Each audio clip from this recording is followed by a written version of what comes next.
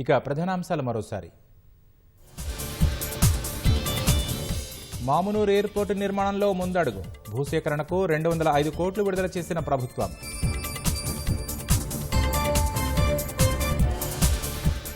కాళేశ్వరం లేకుండానే రికార్డు స్థాయిలో వరి సాగు. బీఆర్ఎస్ తప్పుడు ప్రచారం పటాపంచలైందన్న రేవంత్ రెడ్డి. ఎలక్ట్రిక్ పాలసీని 2026 వరకు పొడిగించిన సర్కార్. విద్యుత్ వాహనాలకు రిజిస్ట్రేషన్ ఛార్జీ మినహాయింపు. పేదల ఇళ్లు కూల్చివేతలను వెనక్కి తీసుకోవాలన్న బీజేపీ. పరివాహక ప్రాంతాల్లో కిషన్ రెడ్డి సహా పలువురు నేతల బస. లగచర్ల ఘటన దృష్టి మళ్లించేందుకే బీజేపీ మూసీ నిద్రన్న కేటీఆర్. ఎవరూ అడ్డుపడినా తగ్గేది లేదని స్పష్టం చేసిన కాంగ్రెస్. ప్రధాని మోదీకి నైజీరియా అత్యున్నత పురస్కారం.